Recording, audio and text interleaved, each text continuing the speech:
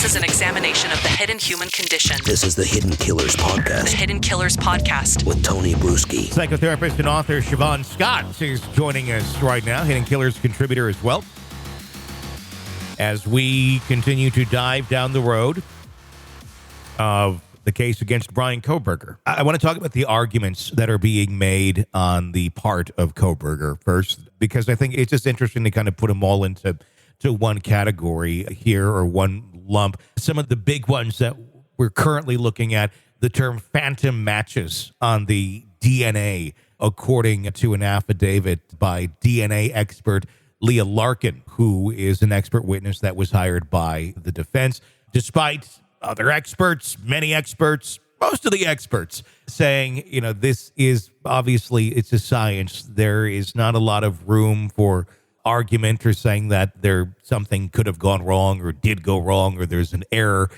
No science is 100% perfect, but when you look at the odds, like 1 in 5.37 octillion, your odds are pretty good that it was a pretty good match. With them throwing things out there like phantom matches on DNA kits and such, what is their goal? Simply to confuse and make people think that the science is not anywhere near as solid as it actually is?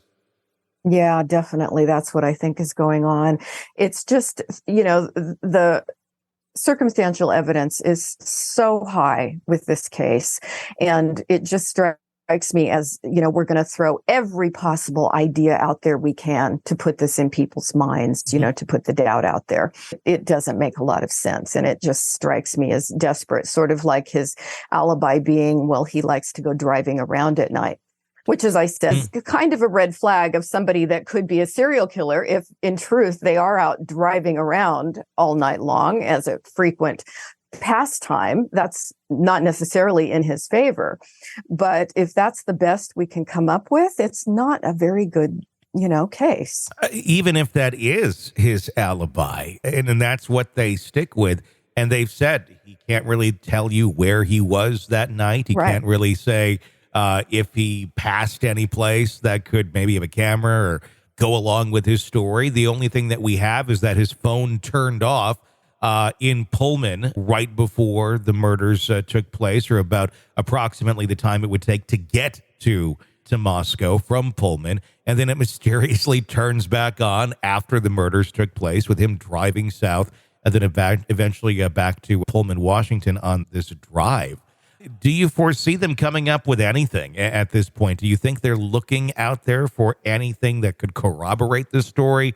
Or do they know damn well that there's not much to corroborate the story with? Yeah, my gut, I can't say my gut is 100%, but my gut is telling me they know they're not going to have the video of him over at Burger King or Taco Bell 50 miles away, and they know he was there.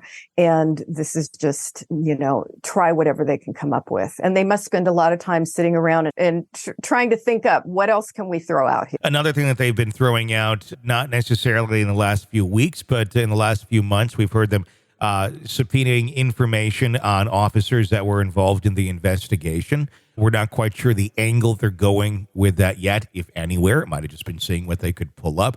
But tunnel vision kind of seems to be one of the areas that they're hinting at, suggesting that maybe law enforcement was so fixated on Kohberger as the primary suspect that they might have ignored other avenues of the investigation. Do you feel like there's any legs to that sort of an argument? Yeah, I don't see it. I just don't see it. I think when defense attorneys, try to find anything they can in the histories of the investigating officers to try to show that they're, in some cases they're racist or they're prejudiced or they've got some kind of flaw or they've made these egregious mistakes and done things in the past that were inappropriate and wrong. It's just more, what else can we come up with here? So let's look at the officers. When they continue to try and dig at every single little thing they can, especially when we're talking about science like the DNA such earlier, the arguments aren't that strong. I mean, they say, well, look over here, this went wrong once with this. And you can look at that individual case and go, well, yes, this is why that went wrong. But that's not this case. Do you feel like the prosecution is going to have an easy time debunking some of these flailing arms up in the air going, what about this? What about that? And calming the jury down a little bit and showing them, look, yeah, they're going to say this, but their arguments aren't really valid because the science they're talking about isn't really solid, or the chances of the science being bad, not very accurate. Yeah, if I had to be on a team, I would definitely want to be on the prosecution's team with this, because I think they're going to have a great case, and they're going to have the best expert witnesses who can talk about the science. And I just don't see that the defense has much to stand on, if anything. Obviously, I know no one can diagnose Kohberger from a distance, but if we're just to take a look at him over the last, nearly a year now, hard to believe as we get closer towards the end of this year, does he exhibit any characteristics consistent with any sort of psychological disorder or profile on the surface that you can discern that, may play into what he's accused of doing? Well, He's, I guess, if the first words that come to mind from all the people that have been interviewed and talked about what they knew about him, he's an odd duck. He's a bit odd, but certainly never overtly crazy.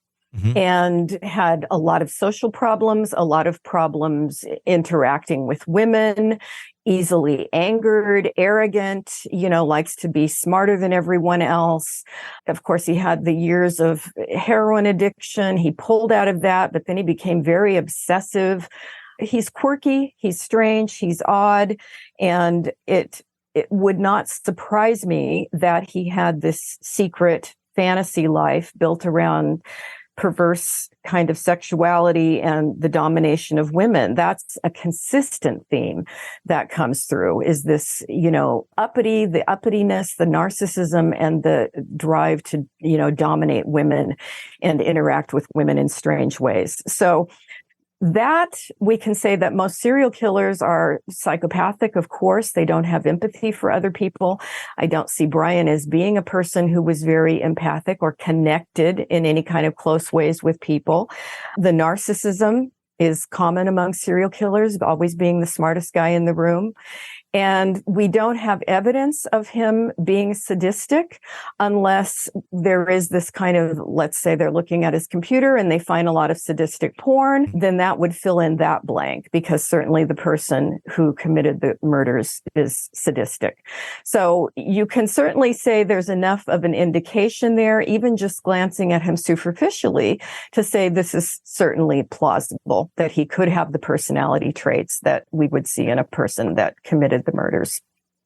Is there, we've heard this thrown out there a little bit, and it was, I can guess, somewhat connected to his early writings that were found online very early on from when he was a teenager about dissociative phenomena in him. Is there any indication from what we know that he might have experienced any sort of dissociative episodes or altered states of consciousness? Yeah, looking at those writings, I went through all of them a few months back, mm-hmm. and he struck me as somebody who, again, was trying to be smarter than everybody else.